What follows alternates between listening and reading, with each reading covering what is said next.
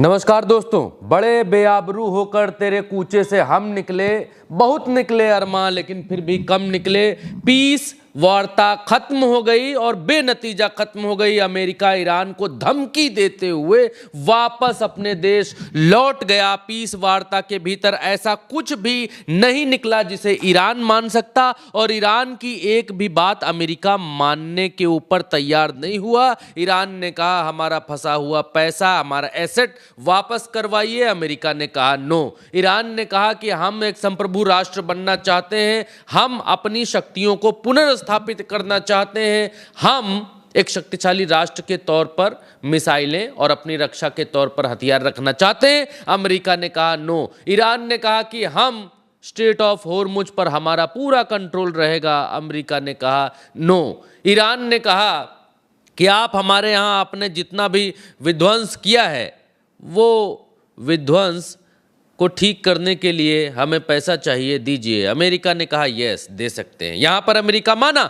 America ने कहा हम पैसे दे सकते हैं और अमेरिका की जैसे मुंह की बात ईरान ने छीन ली हो। अमेरिका को लगी यही रहा था कि उसको ईरान के भीतर घुसने का कोई रास्ता मिले, चाहे वो पुनर्निर्माण के तौर पर मिले, चाहे जिस तौर पर मिले। सिर्फ एक और एक बात थी जिसको अमेरिका ने यहाँ पर माना, लेकिन बाकी सारी बातों को, ईरान की बाकी सारी बातों को अमेरिका ने दरकिनार कर दिया और वेंस और ईरान के बीच में चल रही 21 घंटों की वार्ता बेनतीजा रही। लास्ट में आखिर में अमेरिका ने ईरान को धमकी दी कि ये वार्ता यहीं खत्म होती है, ईरान को इसका अंजाम भुगतना पड़ेगा।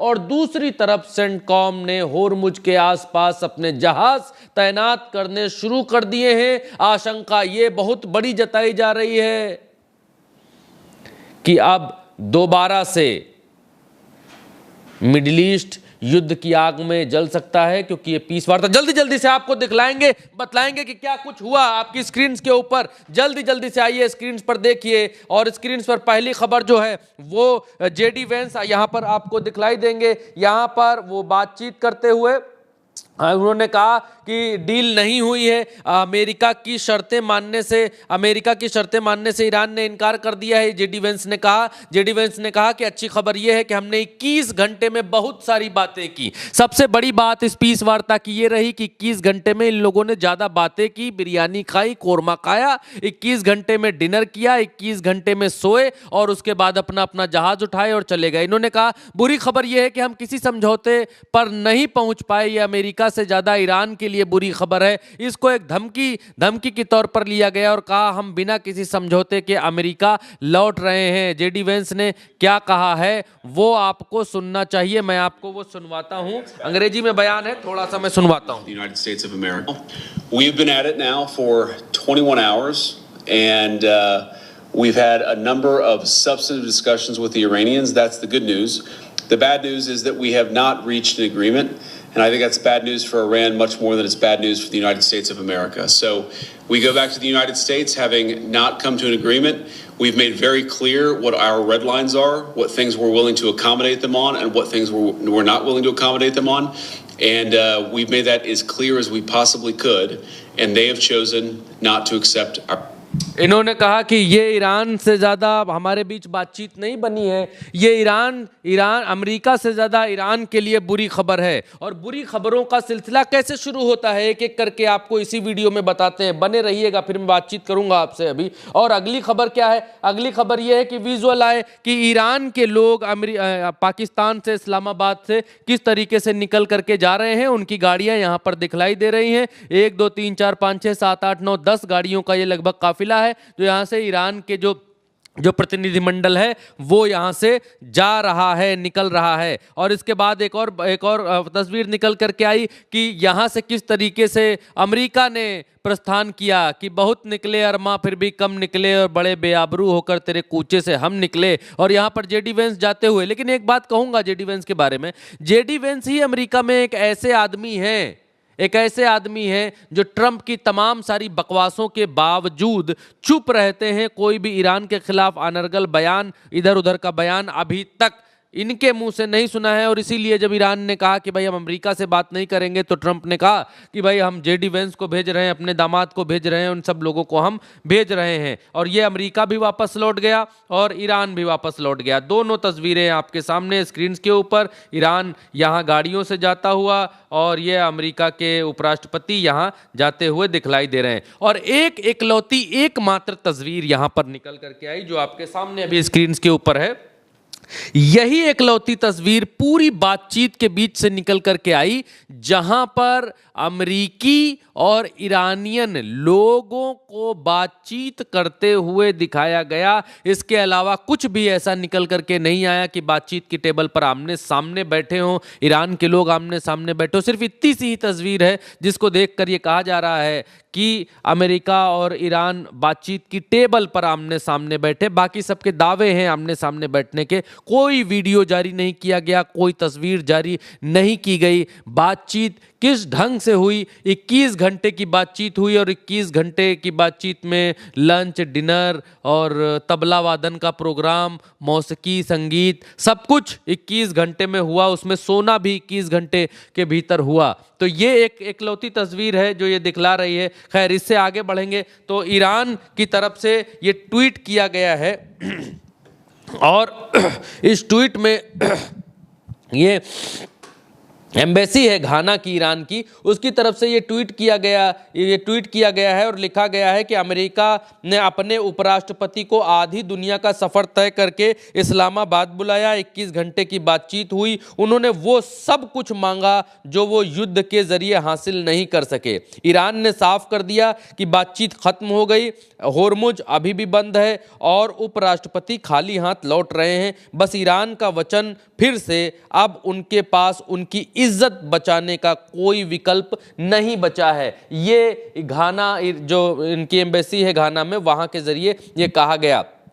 और ये कोबैसियाई लेटर है, ये प्रतिष्ठित अखबार है और ये इस बात को लिखता है कि जेडी वेंस ने घोषणा की कि अमेरिका ईरान वार्ता 21 घंटे के बाद बिना किसी समझौते के समाप्त हो गई, जो ईरान के लिए बुरी खबर है। अमेरिका के लिए बुरी खबर से कहीं ज़्यादा ईरान के लिए बुरी खबर है, ये यहाँ पर बताते हुए अमेरिका की तरफ से ये। अब उसके बाद हुआ क्या कि जब ये वार्ता खत्म हो गई तो इस्लामाबाद को जवाब तो देना ही था। इस्लामाबाद की तरफ से इनके मंत्री ने यहां पर जवाब दिया है। एक छोटा सा जवाब आपके सामने प्रस्तुत कर रहे हैं, जल्दी से दिखला देते हैं। आइए, एक छोटा सा जवाब दिया है, वो उसमें क्या कहा है सुना देते हैं।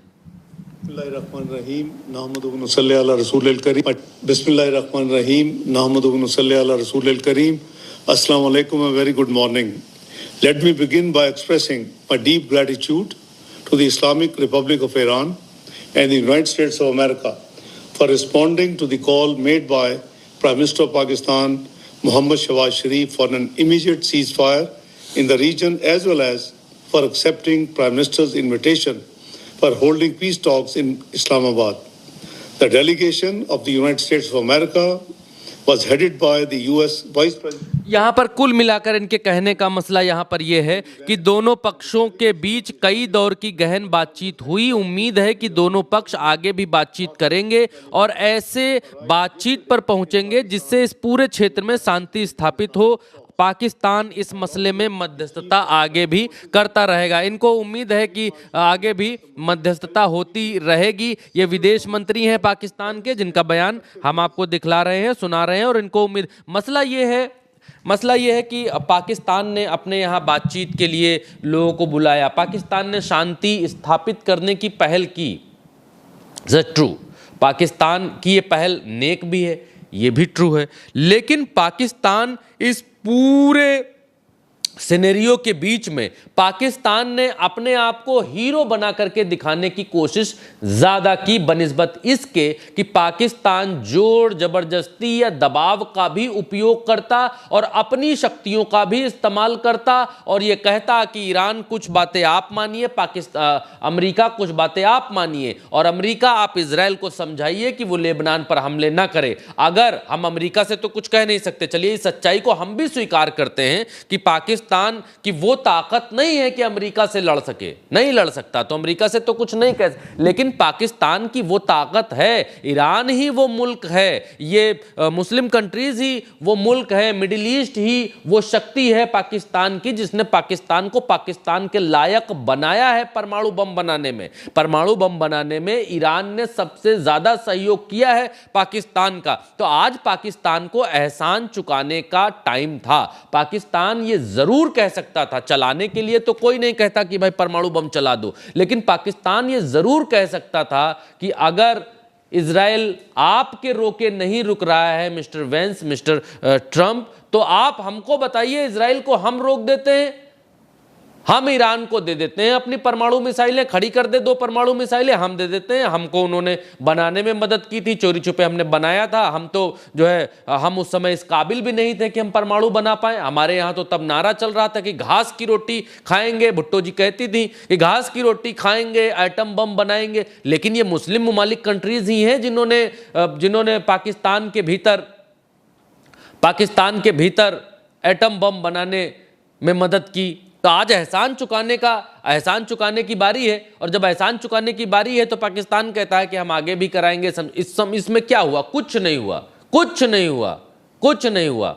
21 घंटे चले, 2.5 कोस भी नहीं पहुंचे। ये हुआ केवल 21 घंटे के भीतर। 2 दिन की छुट्टी कराने आए थे अमेरिका और ईरान पाकिस्तान के भीतर इस्लामाबाद में, कोई हल नहीं निकला, बेनतीजा। पहले से ही लोग कह रहे थे बेनतीजा रहेगी, इसमें कुछ ऐसा निकलने वाला नहीं है।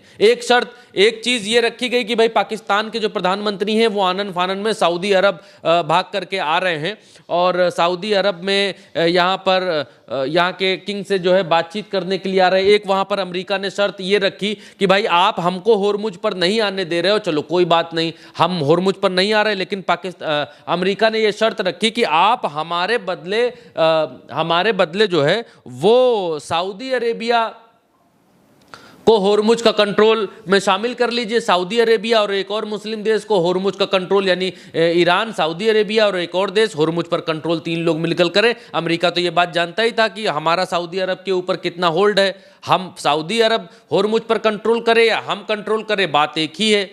अमेरिका को ये बात मालूम थी। ईरान ने इसे साफ साफ इनकार कर दिया, बोले ये साझे की खेती नहीं हो पाएगी भाई साहब, ये साझे की खेती तो गधा खाते हैं, ये नहीं हो पाएगा। होर्मुज के भीतर 3-3 सजियार, 4-4 सजियार मिलकर जो है टोल लगा रहे हैं, कभी बैरिकेटिंग हम उठा रहे हैं, कभी बैरिकेटिंग वो उठा रहे हैं।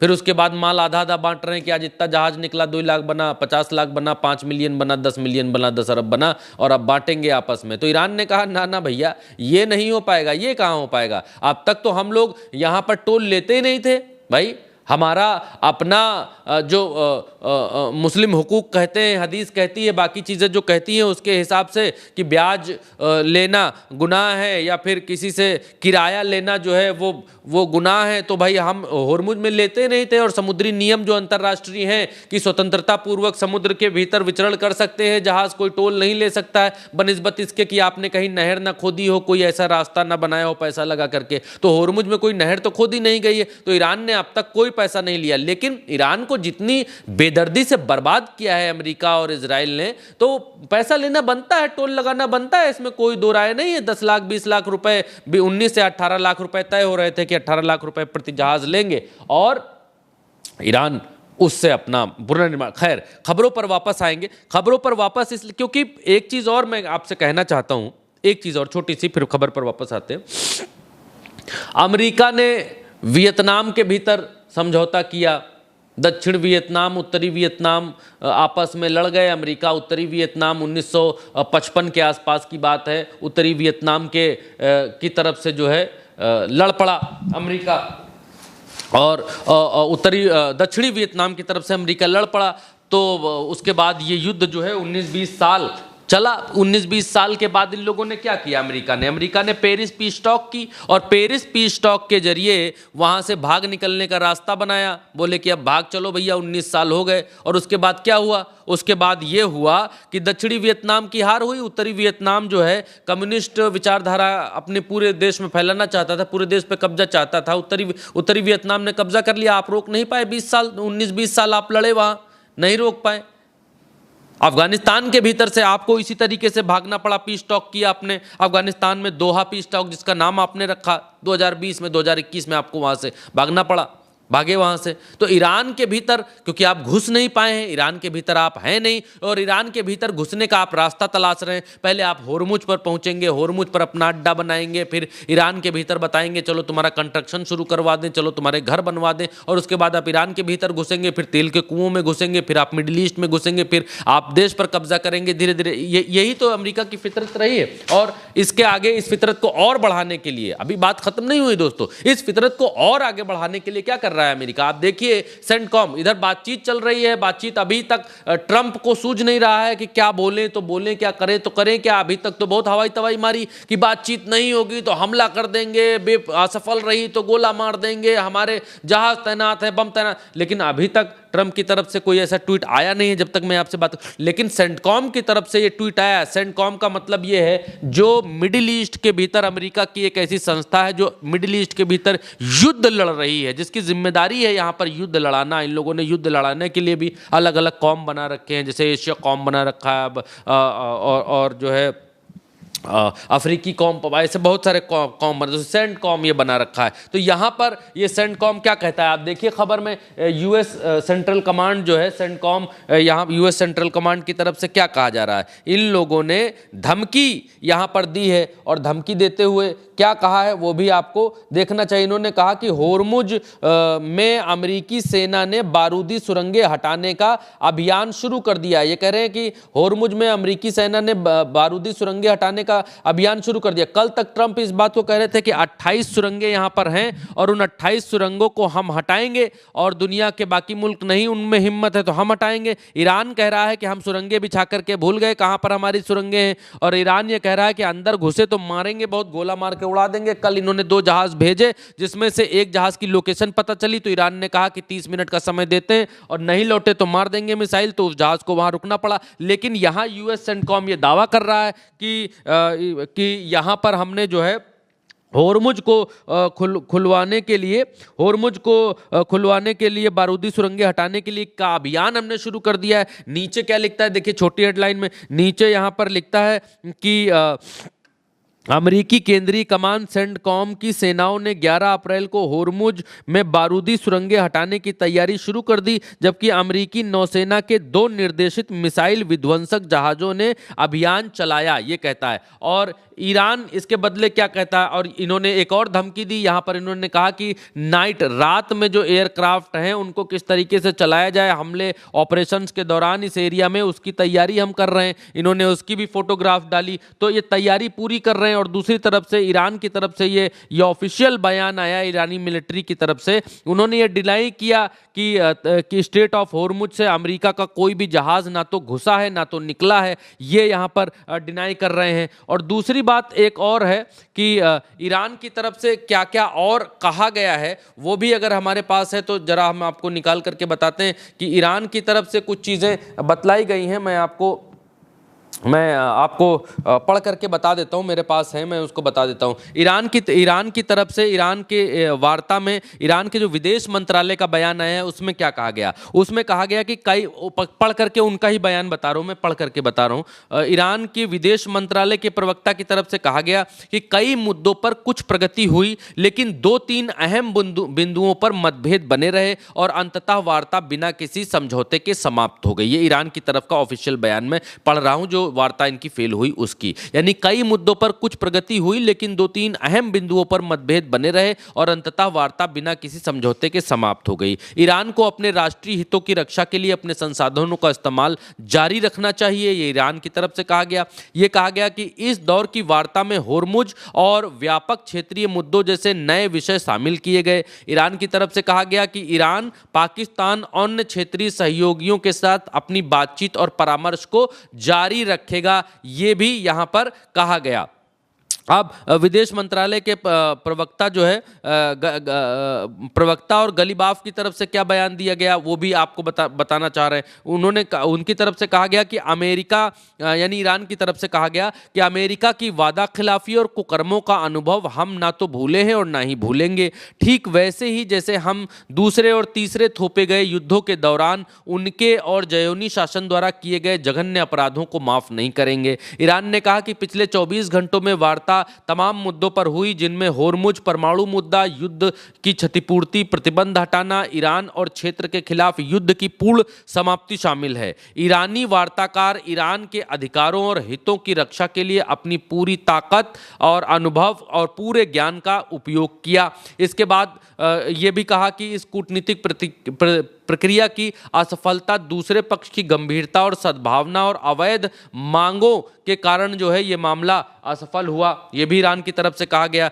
और जो इस्माइल बघाई हैं वार्ता की मेज़बानी के लिए पाकिस्तान का जो है उन्होंने लास्ट में धन्यवाद किया कि भाई धन्यवाद। क्या क्या हुआ मैं डिटेल में आपको बता रहा हूँ इस वार्ता के दौरान, जो भीतर से तमाम सारी चीज़ें निकल करके आ रही हैं वो। और दूसरी चीज़ ये कि यहाँ पर अमेरिका के जो राष्ट्रपति हैं उन्होंने क्या कहा, उन्होंने कहा कि अगर चाइना, क्योंकि एक खबर अभी निकल करके दोस्तों ये आई है कि चाइना ईरान को एयर डिफेंस सिस्टम भेज रहा है, और चाइना को ये बात मालूम है कि अमेरिका और इजराइल ये सब धोखेबाज कंट्रियां हैं, धोखा तो इनको देंगे ही, युद्ध दोबारा से क्योंकि इनकी गर्दन फंसी हुई है। होर्मुज को ये खुलवाने के लिए हर हाल में एड़ी चोटी का जोर लगाएंगे, ये परमाणु तक भी जा सकते हैं, उस हद तक भी जा सकते हैं, क्योंकि होर्मुज पर गर्दन फंसी है।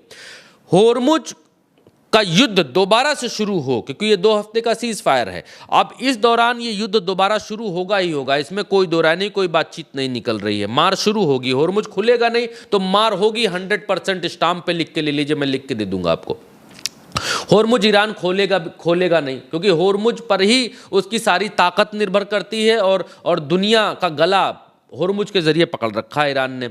अब यह है कि होर्मुज वाला मसला आगे बढ़ेगा कि होगा, युद्ध फिर से शुरू होगा, लड़ाई होगी, रस्साकसी फिर से शुरू होगी। आपकी बशर्ते लड़ाई ये बदल सकती है कि ईरान अपने मुस्लिम अगल बगल के जो मुस्लिम ममालिक हैं उनके ऊपर हमला बोलना कम कर दे, बंद कर दे, उनके ऊपर हमला ना करे, लेकिन पूरा कॉन्सेंट्रेट अब की बार सिमट करके होर्मुज के ऊपर आएगा।